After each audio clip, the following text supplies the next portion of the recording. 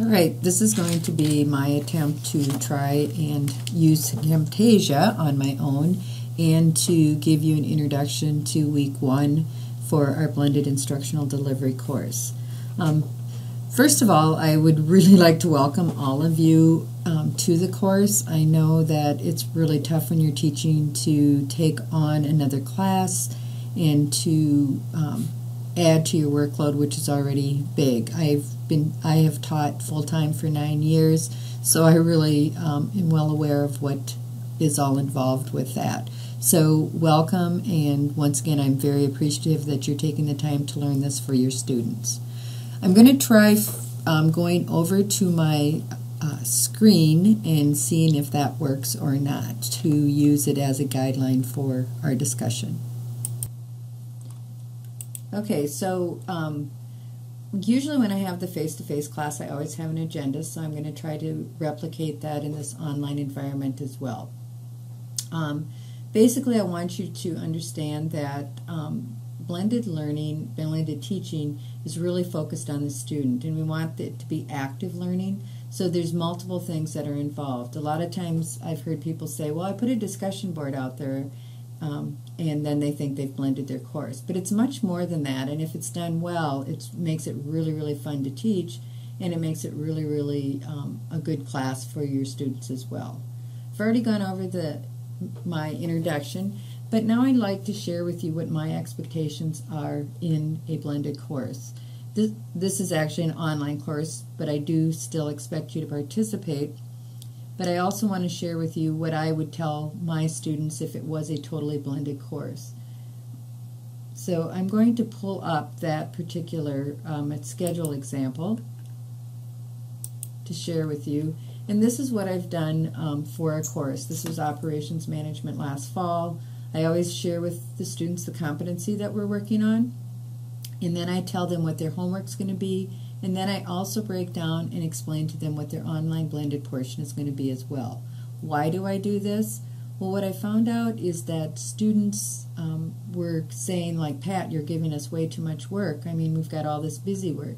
And they were confusing, like this watching the welcome video with actual homework that they needed to do. So just want you to be aware of that. Also, what I do tell the students, if there's anything that I ask them to do prior to class that isn't to bring with them. So for example, if they are going to choose their real world business and bring it to class, if they don't bring it to class, I usually ask them to leave while we use that particular information, because anything that I have them do outside of class, I make sure that it is incorporated into the activity that we do during class. So this just is kind of a clean schedule. I actually generated this right out of the WID software, which I know a lot of you probably don't use as much as I'm using it, but if you ever are interested in that, I'll be happy to help. I would be happy to help you with that.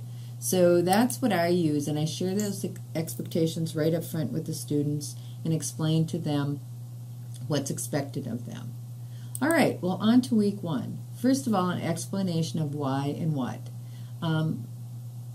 I really want you to become familiar with my Blackboard site and let me know if you have any questions. I know that it's confusing when you take classes from different people and they have different setups in their Blackboard site.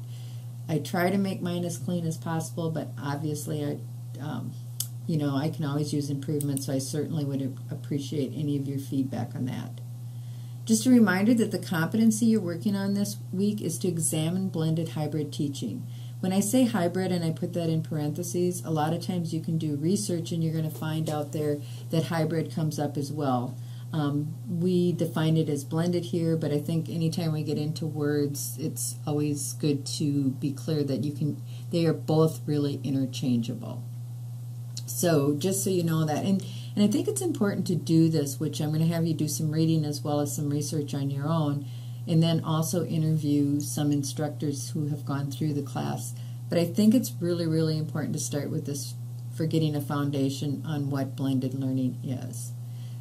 Your first reading is going to be from, it's called a Blend Kit reader. The Blend Kit was a class that was offered. It's offered online each year. I became familiar with it after I'd attended the Sloan Blended Conference like 3 years ago, and people were talking about it and very encouraging. And so I actually took it 2 years ago, went through it. It's amazing. It's a MOOC.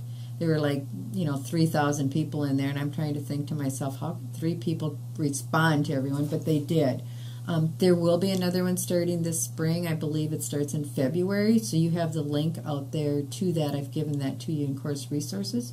And I would suggest that you consider taking that if you have time to do that. So a little bit on why I started this class. I heard from students on how some instructors were delivering their blended courses as a discussion board in Blackboard. And I thought to myself, after the training and things I'd taken, that, that's really not what blending a class is, especially since a blended class, in my opinion, is the best of both worlds. Because you get to give the students things to do, and now with technology, which is not the only driving thing, you can have them watch a video, you can record a lecture, you can have them do a quiz, you can use multiple things to have them gather the information, which is at the lower end of Bloom's, and you'll hear me talking about that more, and then actually bring that to class, and then have the students do something with it. So you put them in groups, you have them you have them do a case study, role-playing, a variety of different things during that face-to-face class time. So it makes it a very, very powerful learning experience. Another thing that I've learned is that people get overwhelmed, and so I really, really want you to remember the KISS principle. It's used in other things, but for this particular class, keep it very simple to start. You don't have to conquer the world in 1 month or 1 term. Start with a few things and keep adding them as you teach. That's what's really helped me, I feel, become a better instructor. And then remember to not create a class and a half. So why do I say that? Because it's super duper easy to just keep piling stuff on the online course of it and then keep bringing stuff to class, because you feel like you almost have 2 classes. And the biggest pushback on that is that students feel overwhelmed. So remember to use your course outcome summary, refer to that. Don't try to get carried away. I know we all get excited about our subject matters, but just kind of remember that, to kind of back off from that whole class and a half piece. The other thing that I want to mention, we will be using Blackboard Collaborate, another experiment on my part, and hopefully it'll be a good one for you as well. There is one class that is mandatory that is coming up on October 19th.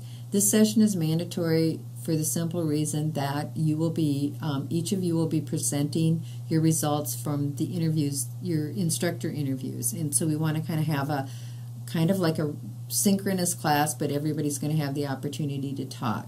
So the time I've scheduled it for now is 6:45 to 7:45 p.m.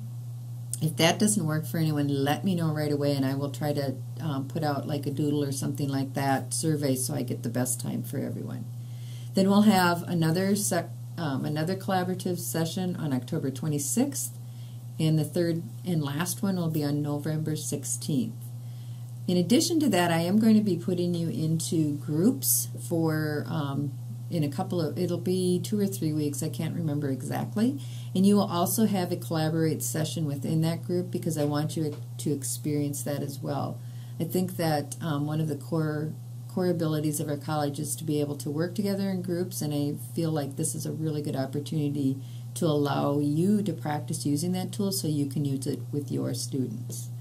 Finally, I just wanted to share with you Western's definition of blended. This is found, it's sometimes really difficult to find, but actually this isn't Western's definition, this is my definition. I take that back. This is Western. It just said these classes combine traditional face-to-face classroom instruction with some online instruction. Actual class meeting times are reduced and online work is integrated into the course. The student is required to use their Western email address and have access to a computer with internet access in order to fully participate and receive the benefits of the course. I think it's a little bit weak because it just says some. Anytime that it's not real measurable, and we know how that's confusing, I think that we could do better. So, once again, welcome to Blended Instructional Delivery. Like I said, this is my first time teaching it totally online. Please let me know if there's anything that I can do to help you be more successful or answer any questions that you have. Have a great week.